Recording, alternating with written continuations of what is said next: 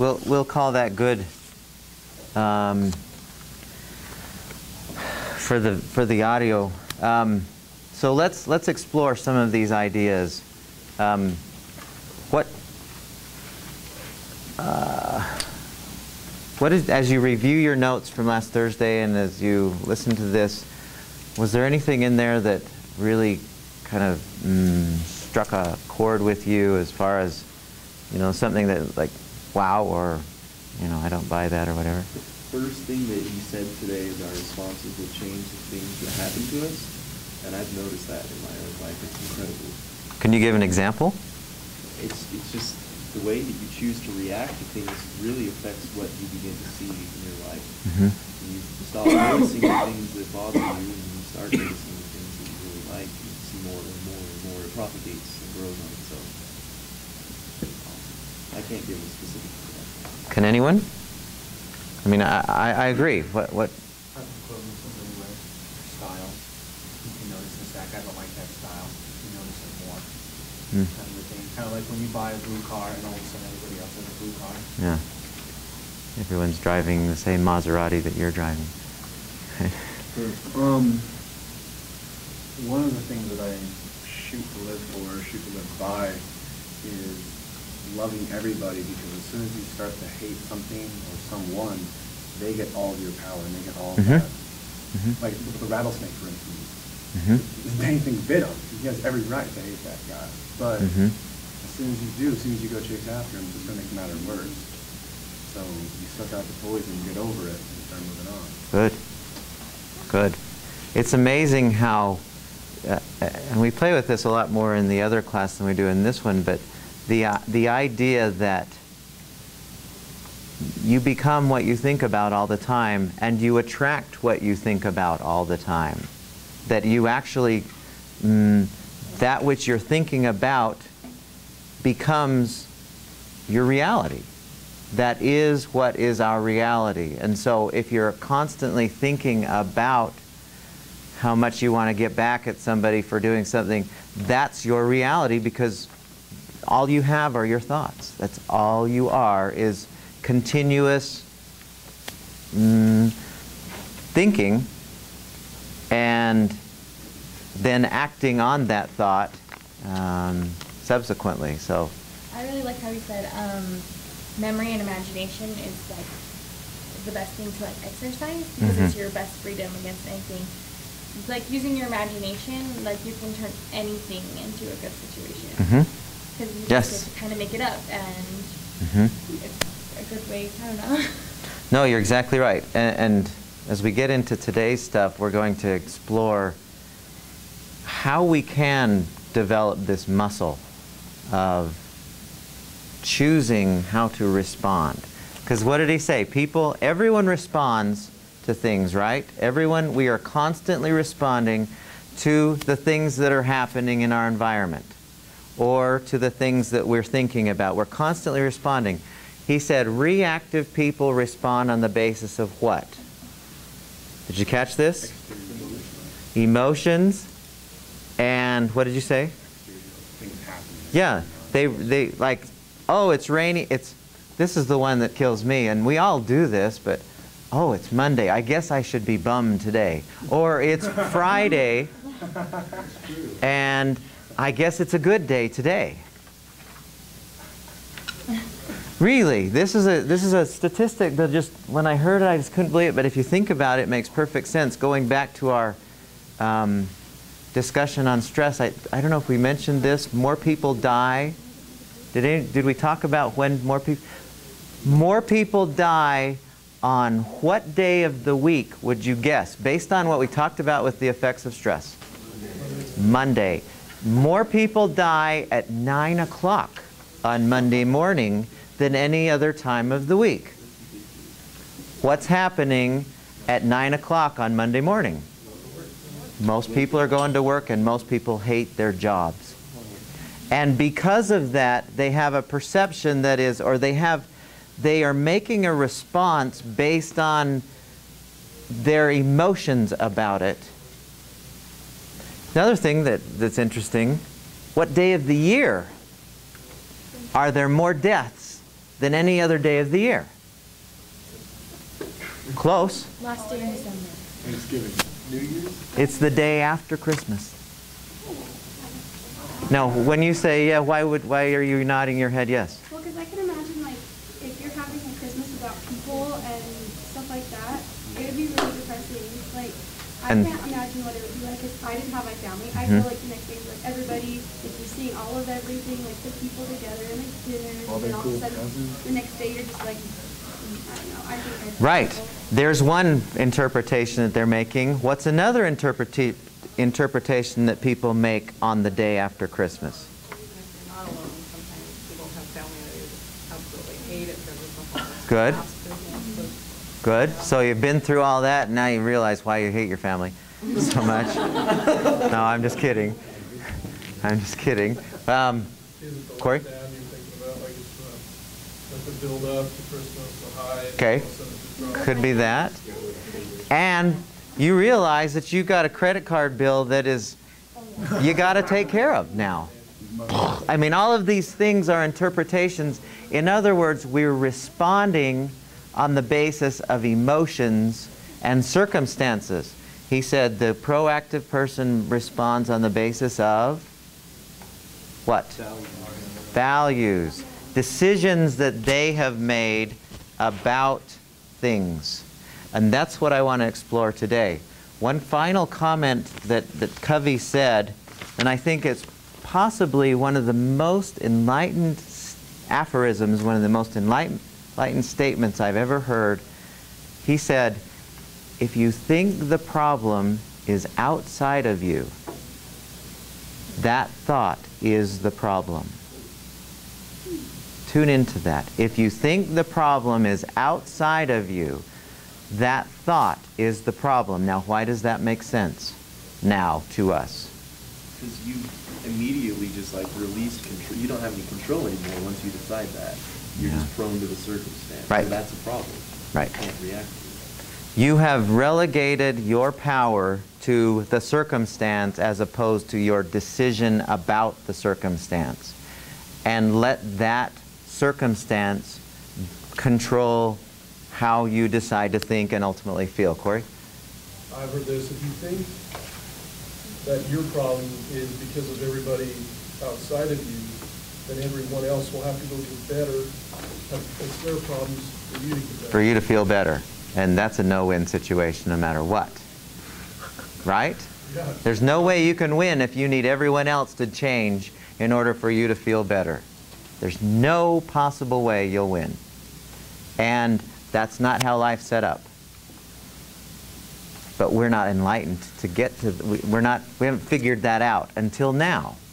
We're figuring that out and going, wow, I don't have to be upset about my neighbor and how she's not doing what I think she should be doing. I can let her be that way. Oh, I didn't know I could. Isn't that just an example of locus of control? Entirely. Internal and Yes. external? Entirely locus of people who are internally driven, who have an internal locus of control, decide for themselves how they want to feel, irregardless of the circumstances. So, like he said at the beginning, proactive people carry their own weather. Doesn't make any difference that it's raining or sunny. You know, you're not going to be. And I know this is tough for us because we've been conditioned to every year we get depressed in January. Right? I'm not getting enough sun. Or it's January, or I just know that something's making me depressed. We've been conditioned that when somebody swears at you, this happened to me. I was driving my car. I have this old Jeep. I had this whole Jeep that's like one of those boxes. It's a what? I didn't hear what you said. No, it's just a Cherokee Sport. It was a really old Jeep, and I was driving along Washington Boulevard up there by it's 5 Points. I don't know if it's yeah. And I was just driving along, and I was on my way to school. It was a nice day, and I had my windows open, And I was just driving along, and you can't go very fast there because everyone's in the same speed. And this guy, really, he drove up next to me, and I looked over, and he rolled down his window, and he looked at me, and forgive me, I'm not one who swears, but this is what he said, and I'm just quoting him. He looked up at me and he went, "Asshole!"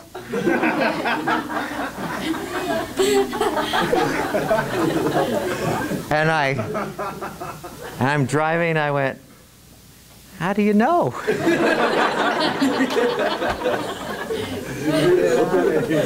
You know? He doesn't know me well enough. I might be, but he can't judge whether I am or not. Now, we're conditioned when somebody, and I thought about this afterwards, if 20 years ago somebody had said that to me, I'd have gone, "Well, I'll show you. My Cherokee's twice as big as yours." Bam! Or I'd get right up on his, you know how people drive when they're really ticked off at somebody, they go like this far, 6 inches away from their bumper. "I'll show you how mad I am," you know? But I thought, I don't need to get upset about what this guy's having a bad day. And whatever I did, I don't know. Can't imagine what I could have done different than anyone else in that little section that made him want to unload on me.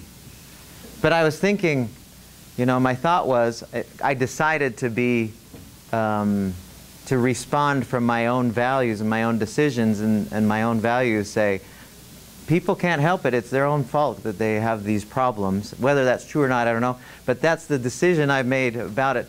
When somebody's upset about something, it has nothing to do with me. I've decided that. Which is maybe just as inaccurate as he's upset at me, and, you know, that I should get upset that he's upset at me. Do you know what I'm saying? I don't need to be, I can't let that guy, like Corey's saying, I can't let that guy make me feel how I should feel. So ultimately, we've said, like Eleanor Roosevelt, no one can make you feel inferior without your consent, or make you feel like a fool without your consent. Well, my thinking is, no one can make you anything without your consent. So when you say to somebody, "Man, you're making me so bored or so angry or so whatever, jealous," well, that's a lie. And we can't, if we want to be in control of our thoughts and feelings and attitudes, then we have to accept responsibility for every one of those emotions that we have, and we cannot say, "He's doing it to me."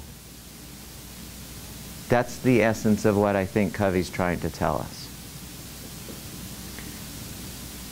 So it's no longer, "I can't possibly make you bored." Isn't that great? So if a teacher's making you bored, let's change that now to say, the teacher is saying what she's saying, or he's saying, and how do you finish that if that's how you're feeling? Okay, so that's something that I am choosing to be uninterested about. I am thinking boring thoughts.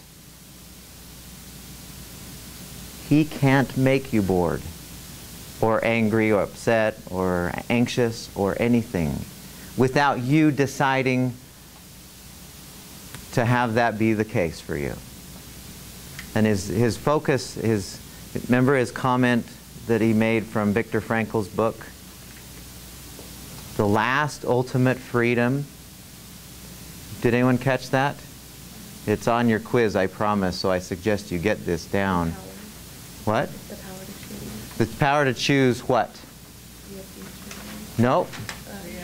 Your reaction. The power to choose one's own response or reaction to any given set of circumstances. The power to choose one's own response to any given set of circumstances. That was Viktor Frankl, who worst circumstances a human being's ever been in and lived through. That's a great book if you want to read a good book. Okay. All right. Well, if we have that power, if we have that ability, what did we say is in here? What did he separate? He separated stimulus response, and he said between that is our power to choose, our ability to choose our response, our greatest human freedom. Well, if that's the case, then some of us, this is a new muscle. And so we're going to do some barbell lifting with this muscle. Nothing too heavy yet. And explore how we can do this. And this is getting into chapter, I think, 5 of your book.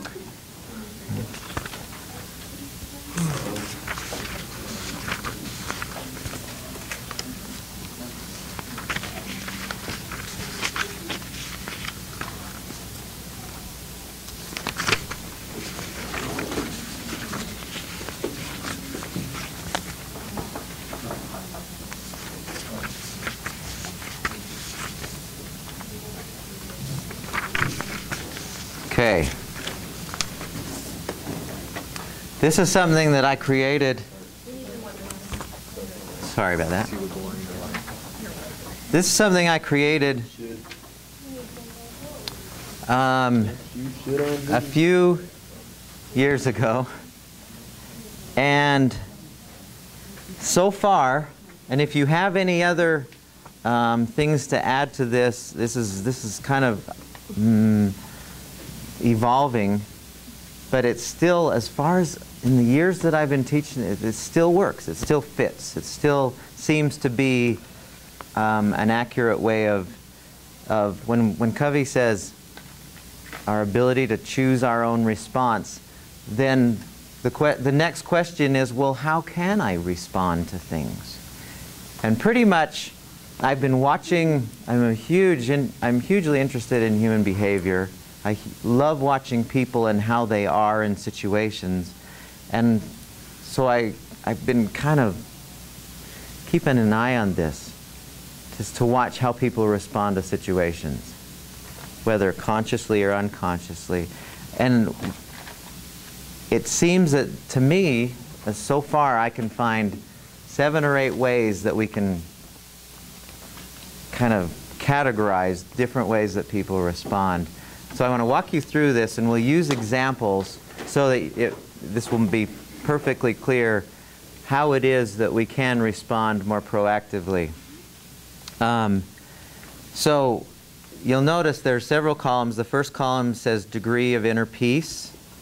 And you'll notice towards the top there's more peace. And that's the main thing that I'm interested in, is how peaceful am I in this situation, and can I get myself. Remember, what did we say precedes every emotion? A thought. We always have a thought before every emotion.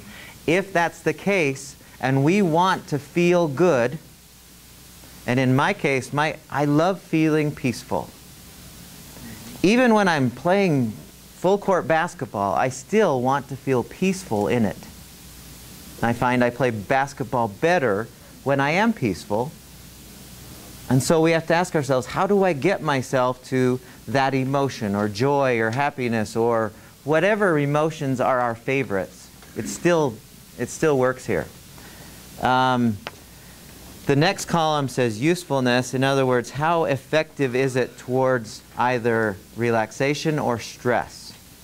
The next column is, you have to turn it to the side, is where we see things. When we have situations in our environment and we see them as they are, or below the line, how we think they should be. Big difference. How they are, or how we think they should be. The next one, this is the part that is how our thinking is happening. So, and we'll go through each one of those. that next line sounds like. In other words, what are we saying to ourselves for each of those ways that we respond? People typically say certain things when something's happening. And we'll make that really clear. And then the resulting feeling, that's what we're after, or what we want to avoid, those things that are below that more bold line or above it. Those kind of are the feel good or don't feel so good kinds of results based on that thinking. If every emotion is preceded by a thought, we get in touch with our thoughts, we have solved the problem of bad emotions. Absolutely. Okay? And I'm not saying as we do this, we should never feel sad or angry or anything like that. What I am saying is, all of these emotions are driven by us. It's okay to be angry. It's okay to have the whole list of emotions. But you're doing it to yourself, and if you want to change it, you can do that too. That's the good news of all this. So, let's use some examples. Has anyone had anything recently where they found themselves, and we'll go back to the way everyone else says it, you got angry or you got upset or you got really stressed about as a result of that instance that took place? Assistant store director at work, and it seems like he always has a complaint against me. Like if something goes wrong, he's like, "Oh, why didn't this get done?" And I tell him like, "Well, I wasn't working that job today, or I didn't do that yesterday because I wasn't here." But he seems like he always talks to me about it, so I wasn't the one responsible for the activity that should have been done. So you ultimately feel... I feel like I'm singled out, and like it really stresses me out because I walk into work and I know he's there. I'm like, okay, what is he going to complain about today? What did I do that I didn't really was supposed to do? Or what am I going to get blamed for? Okay, good example. Who else? Does anyone else have any... I really recently just got engaged, and Man, that doesn't sound so bad. and my parents weren't 100% supportive, and that was really stressful. So how, like 12% supportive or 90% or... They're like 10, like probably 25% like not for it. If that makes sense. They were happy for me, but they were like, maybe you Okay. should wait or something else. Okay. Does anyone else have any instance that might... So I walked into class today, and you started passing around this paper, and you said to write your book name on it. And for about 3 to 4 seconds, I was stressing because I didn't have the book. Okay, that'll work. That'll work well. Let me think if I have...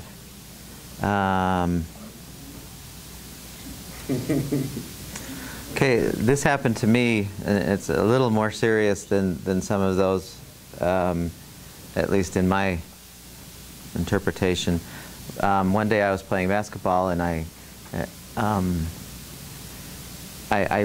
it was just at a church, and I was just playing with a bunch of guys, and I shot the ball, and as I noticed I was going to miss, and so I pushed off to get the rebound, and it felt like somebody took a bat and just went bam in the back of my calf, and my Achilles had ruptured. And I couldn't lift my foot up. It was stuck there. I couldn't go like this. I couldn't bring my toe up. That was bad. So I'm going to use that one just to demonstrate this is kind of a I'll use another that's kind of in that level of maybe seriousness, and even more so is oh man, I forgot what's the name of it when you have a child and then it's stillborn. It's not stillborn, but it died. Miscarriage. Yeah, you have a miscarriage.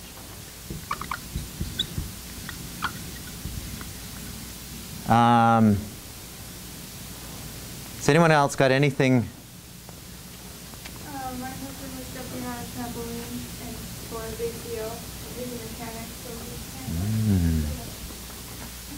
Torn ACL. Maybe we'll use that instead of that one. But the last one I want to use, I have a daughter. You don't say anything about this to anyone. You might know her. Oh, okay. That was a good you sound me. I have a daughter who, and it's not the one you think, who she has no idea what it means to clean something. She has the idea of a. We made a room. We have a basement where we deliberately made a room for her and a bathroom for her, and there's a little family room there, and really, I walk down into her room, and I can't see the floor. I can't see the dresser. You barely can tell there's a bed in there. And then there's a line of stuff, and then her bathroom is similarly a mess. Okay? And here she is in my, and I'm not like a clean freak by any stretch. I kind of like a clean place. Okay? So that's the situation that is before me in this instance. So daughter's messiness. Okay, now, what I would like to do with this, as we look at this chart that's before you, what I would like us to each tune into, because really this is, I could have put "the guy swears at me."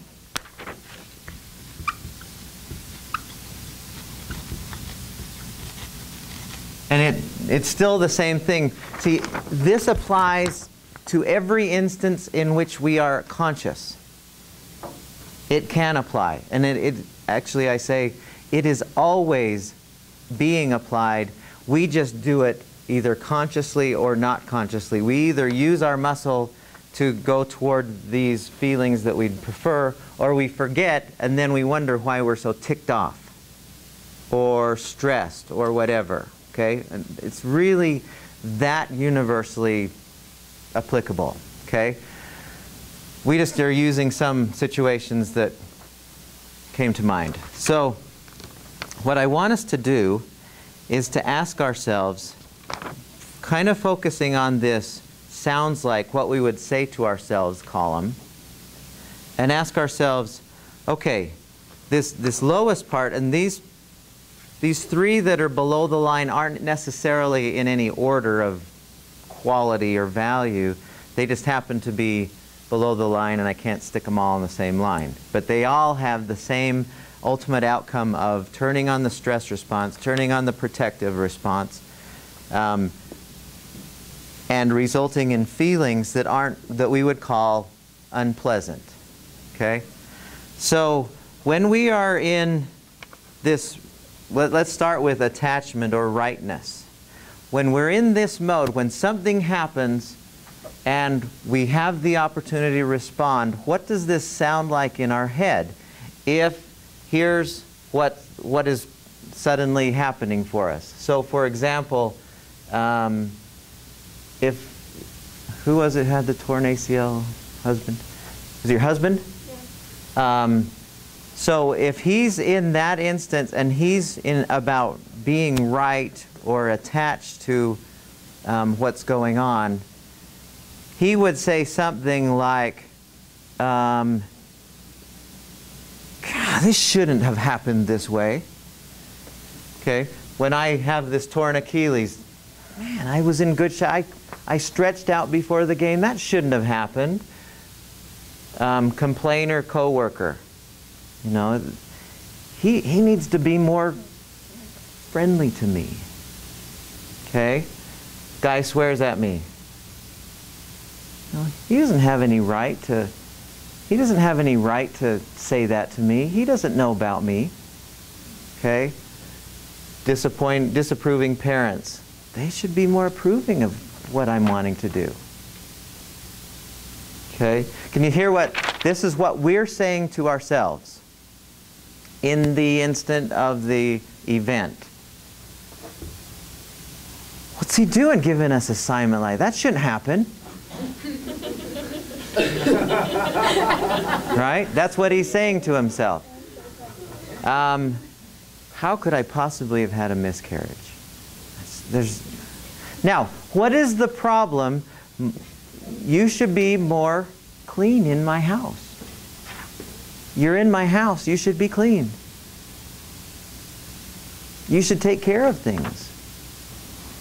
Now, what's the problem with that thought? What's the immediate problem that you can see with that thought that you're having?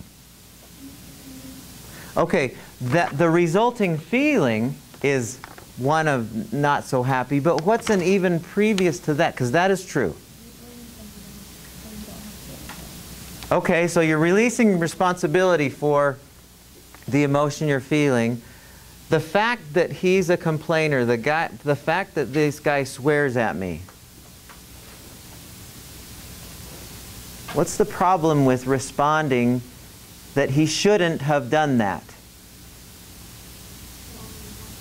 Well, my first thought is just that you can't control it. Like, you can't control what's happening to you. You Yeah. can't control how you respond, right? So, like, that's the thing, that's the problem, like, with your thinking, at least for me, is that you're trying to control what you can't. Exactly. You're trying to control something that you cannot control. The fact that he swore at me, and the idea that I think he shouldn't have sworn at me, he already did. And I can't undo what he's done. I can't undo the fact that there's a mess. I can't, and I liked what you said. I remember I went to this conference and this lady said this, and it took me a second to realize what she said. We have to stop shoulding all over ourselves. You're exactly right with that. Do you know what I'm saying? Because we keep saying over and over, things should be this way. You should act that way. My Achilles should not have torn. The problem with that thought is, it did. Does that make sense? And all the while that we are resisting that from happening does not change the fact that it happened. You getting that? We go there. We're trained to go there. Oh my gosh, that shouldn't have happened. And we should, oh, how awful. And we find that the emotions we get are ultimately down here in that little box. We get angry. We get disappointed. And I'm not saying, okay, I'm never going to get angry or disappointed. But realize you're doing it. And if you're doing it, you can also change. Okay, so that's the first one. Does that make sense?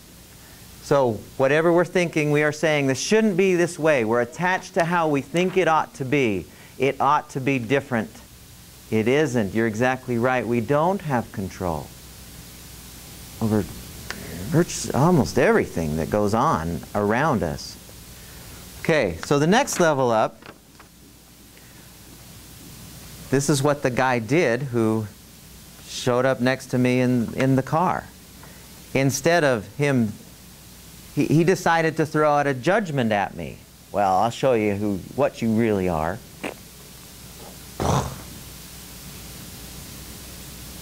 Man. So let's see how this sounds.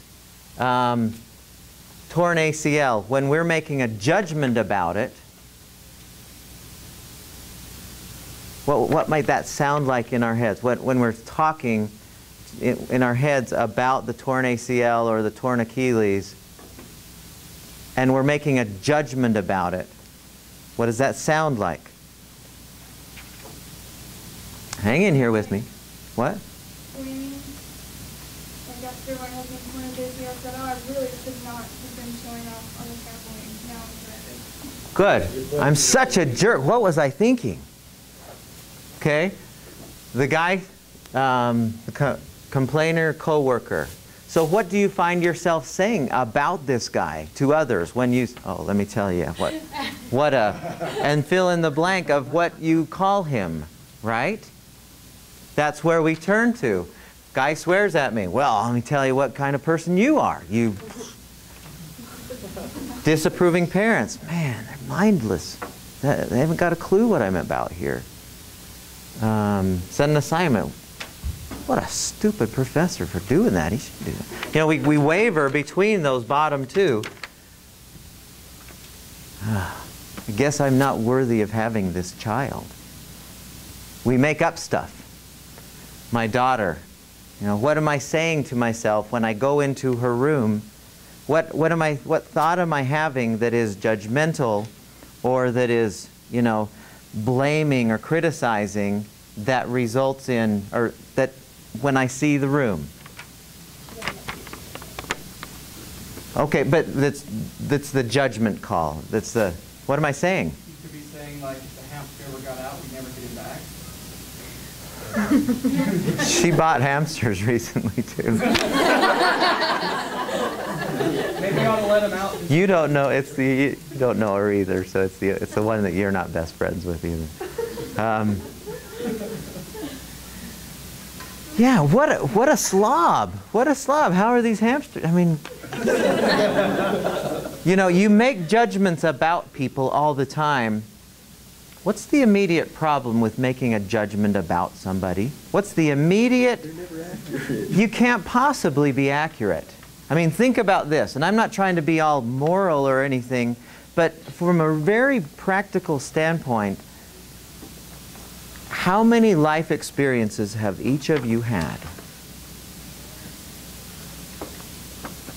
From the moment you're born, and even before that, a lot of what you do is a result of what happened while you were in the womb and then afterwards, and all of those life experiences.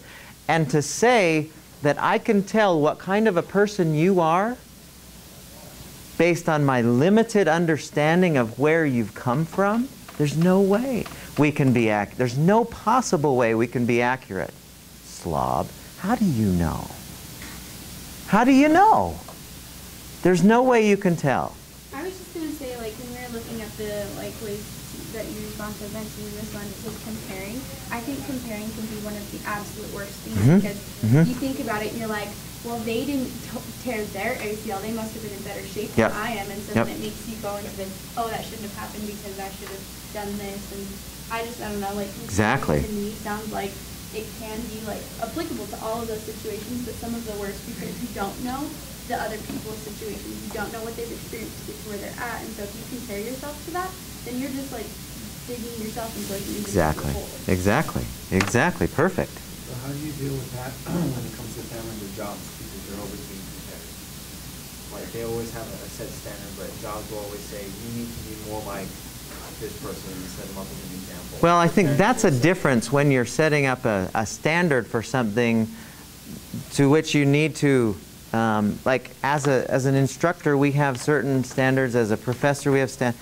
You know, that's a different thing than you slob, you jerk, you idiot, you... Like comparing, you know, why aren't you more like your sister? Or why aren't you more like your brother? Look how obedient he is. Yeah. He keeps his room clean, why can't you? And that thought right there creates resentment too. Yeah, and so the anecdote of that is above the line. We'll explore those in just a second.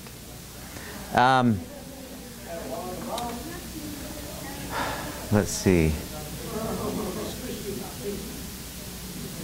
I forgot what I was just going to say. What you said. You're talking about comparing. Oh yeah, okay.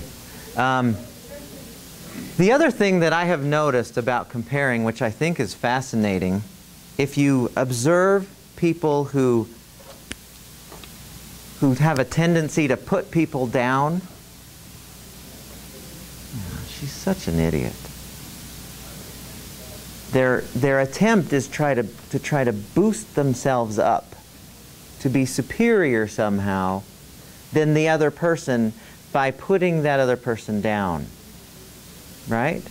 I'm so superior because I can make her, you know, I can put her in a category that is far below me. Now, what's the lie about that?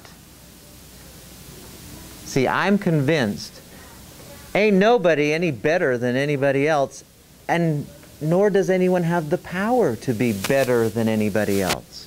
It's not humanly possible to be a better human being. Now, we might do different things, and we might have vastly different outcomes, but as far as being human, we are all on exactly the same level. And so it's a lie to put somebody down. And I actually think it's interesting that the people who have the highest self-esteem, the people who feel the most comfortable with themselves, they actually try to lift other people up. They say that you don't see them trying to artificially put somebody else down. I see that over and over again. The people who are most self-confident, they're good. They don't try to push somebody. They're like, wow, you should see what a great job this guy is doing. Does that make sense? The whole idea of judging and comparing is a lie. We do it non-stop. But I think it's an ineffective way, and the resulting feelings, an ineffective way of responding to things, and the resulting feelings are not ones that we like to have, that lead toward, peacefulness and happiness and those kinds of things. The other one that's below the line is I termed it resistance. And this is where we say to ourselves, and it sounds kind of like should, but it's a little bit different when we say, I wish this weren't happening this way. I wish I wouldn't have had that torn ACL. I wish I wouldn't have torn my Achilles. I wish this guy would be nicer. I wish that guy wouldn't I wish he wouldn't have done that to me. Now, what's the problem with that thought? What's the immediate problem with that thought? He did. Yeah. And all the wishing I would like to have happen is not going to undo the fact that he did what he did. And here I am. Sudden assignment. Man, I wish he wouldn't have given that to us. Well, he did.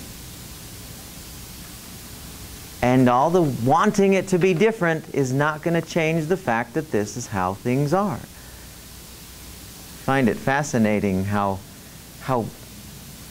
you hear of these terrible, and I'm not speaking lightly of them, but you hear terrible environmental, like tsunamis and hurricanes and tornadoes and all of these earthquakes and all these things that happen. And certainly those are painful during them. And there's going to be tough times repairing everything. But to stay in that, man, I wish this flood would never have happened. Oh, I wish only it could have been different. If only I would have done something. And we just stay in those martyr, this poor me, instead of doing something useful about it. I wish my daughter would take care of things. She's got 2 arms, she's got a brain, she can do something about it.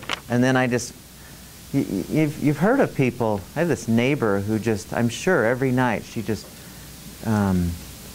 thinks to herself, oh man, I wish that neighbor was nicer to me, and I wish that, and she actually told me this. She gets virtually no sleep at all because she sits down here in these 3 levels thinking about, man, I wish those guys were different, and those guys are really idiots, and these guys, all night long.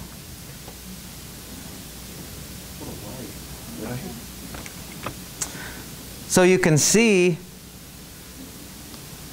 and I think boredom, I put in there boredom. How do you tell?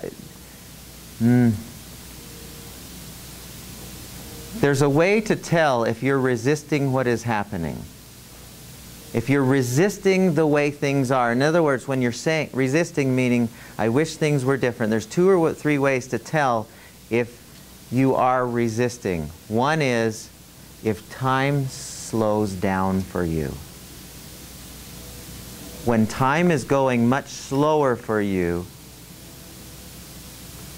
in other words, I had this instance, this situation where my family and I went to Hawaii a few years ago, and on the way back, and I'm not trying to be mean, this is just what happened, but I was in the middle. We had to split up our seats because we got cheap flights at the last second. They just put us wherever. And so I sat between two really immense ladies. They loved talking to each other about stuff I didn't care about. I wanted to read, I wanted to sleep, and all I heard, and both of them, they were really large, and their arms were on the rests. You know, those rests you have to share them. And I was like this, from Hawaii to California. That flight took at least 18 hours. It was the longest flight of all time. Because the whole time I kept saying, I wish things were different than they are. Time slows down when we resist something. When we find ourselves bored, we are resisting what is happening. That's another way to tell. And if we find ourselves suddenly getting tired, you ever watched a video or watched some movie with somebody and they want you to watch it and you're just, I'd rather be watching football or something. And you just are falling asleep. You're just kind of getting tired. That's another indication that you're resisting what's happening. Okay? It's really, really a fascinating thing to watch. If ever you feel less than calm, happy, peaceful feelings, tune into your thoughts about what's happening, and that'll indicate why you're having them. Okay? Now, we go above the line, the solution, or as at least, in my opinion, ways to stay out of the stress response, ways to stay peaceful, ways to stay happy. And the first level, and it'll sound kind of weird because it doesn't seem like anything, like you're doing anything. But the first level, I call observation. I just got a tongue stuck out at me. So I'm going to be on the first level. She walked by and stuck out her tongue at me. I'm going to be at the first level where I'm saying, in this level we say, because some of us, we may not know how to think differently than we are trained to think, which is entirely below this line. I wish it were different. This should be a lot. Idiots. We train ourselves to think that way. So it's kind of difficult to go above that line. We're not used to it. And so I think this first one is a piece of cake. And all we do in those instances, we say to ourselves, I'm noticing that. And then you let your senses tell you what it is that you're noticing. Now this will sound weird, like, that doesn't sound like a... But I want you to watch the outcome. So, torn ACL. What could he say in that instant that would be in the observation mode? Now I get to spend more time with my family. Okay, no, you're moving up a little bit. Hold on.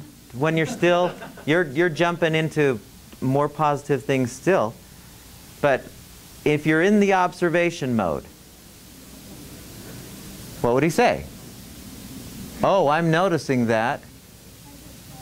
Yeah, that there's a lot of pain happening down there. Now, that sounds like, well, that's a dumb thing to say. But if he's not going below this line, then he's also not going to have any of the bad emotional states as a result of it. It's, wow. Coworker, what could you say if you're in the observation mode that would, when he's unloading or whatever he's doing. What could you say where you say, I'm noticing that? I always say, like, I notice that a lot of things he's saying, I have no control over. Okay. Or he just keeps on talking. He keeps saying stuff and he's got a lot of energy going. Right? You don't have to make it be part of you. It's just his problem and you happen to be there while he's unloading it. But all you have to do is, oh wow, you got something going on for yourself, don't you?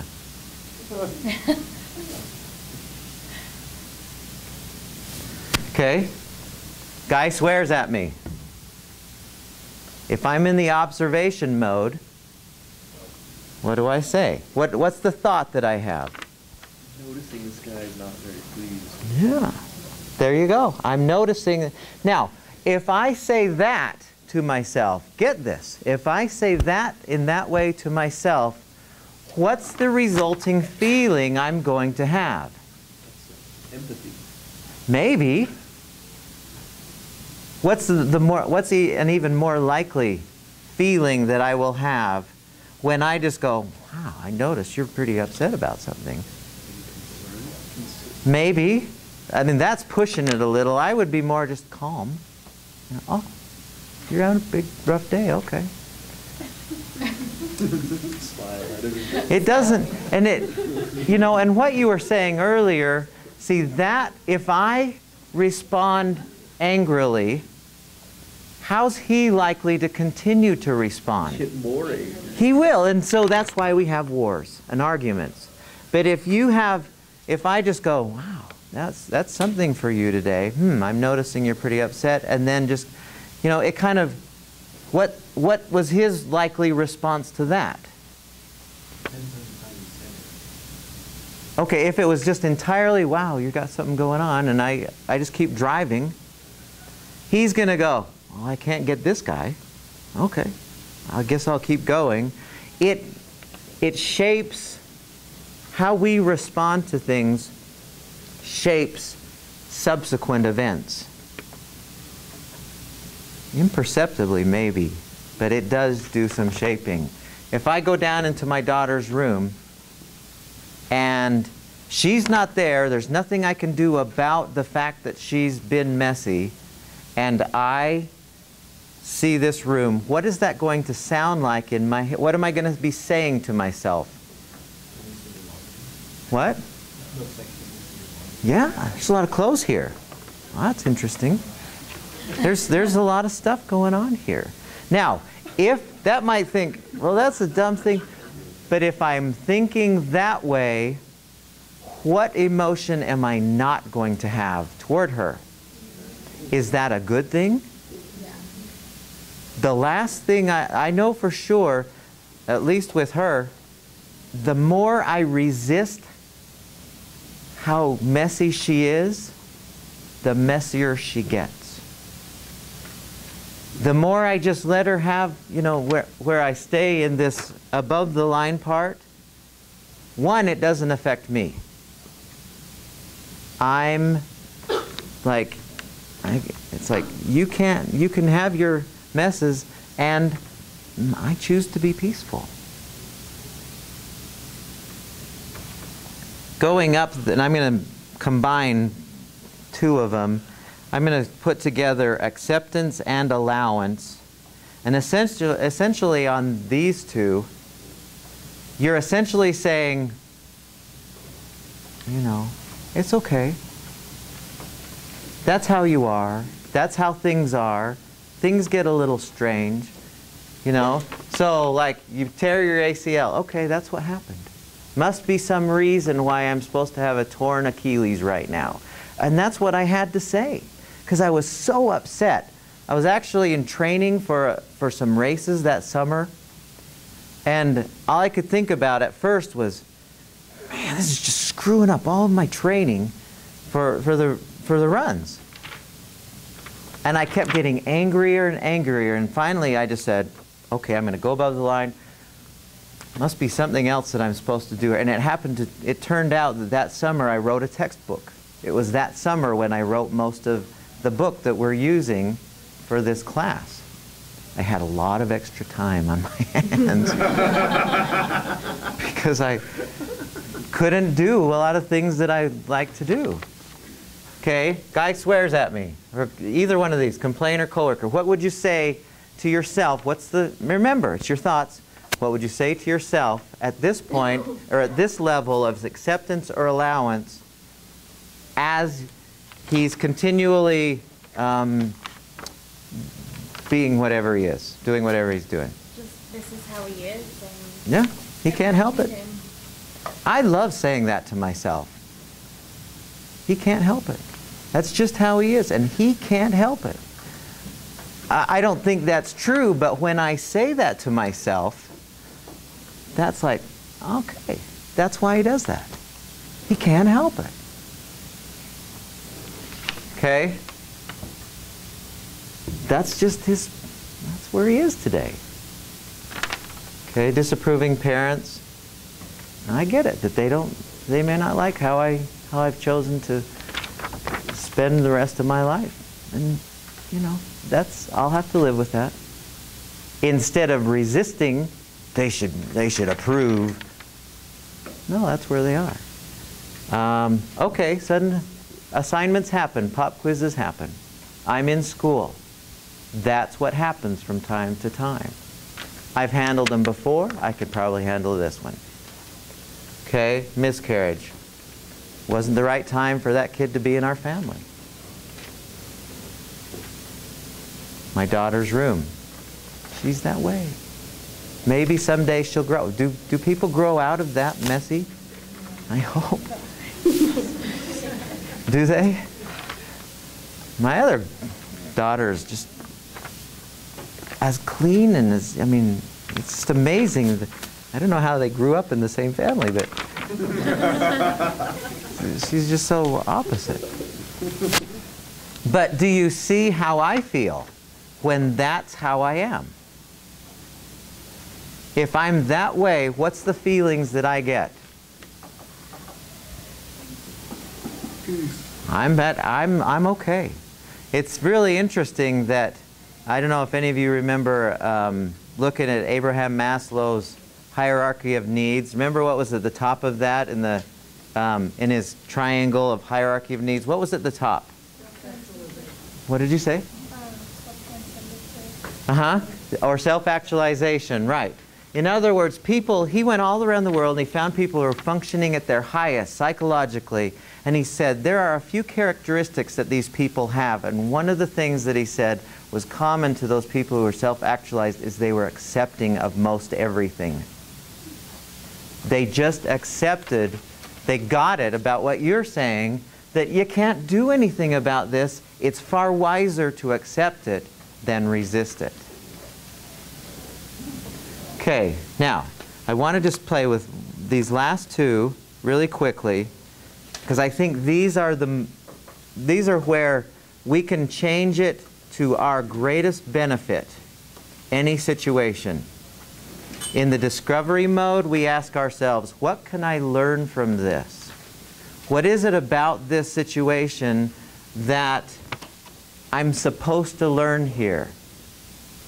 You know, in this case with my daughter, I think the thing I'm supposed to learn is patience with myself and with other people.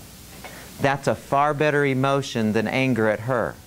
And if I'm with her, get this, if I'm with her and that's how I am, how are we likely to be? If I'm in what can I learn from my own need to be patient?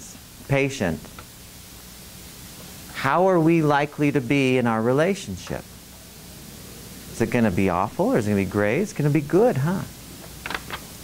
See, this works like crazy in relationships. Whatever relationship you're in, if you got problems, remember, and Covey said, if you think the problem's outside of you, in relationships, that thought's the problem, yeah. I was just going to say, my husband, when he did therapy, he always said it was a humbling experience because he had to learn to slow down. Good. And take better care of himself. Good. And learn that he's not invincible and Yeah. bad things do happen.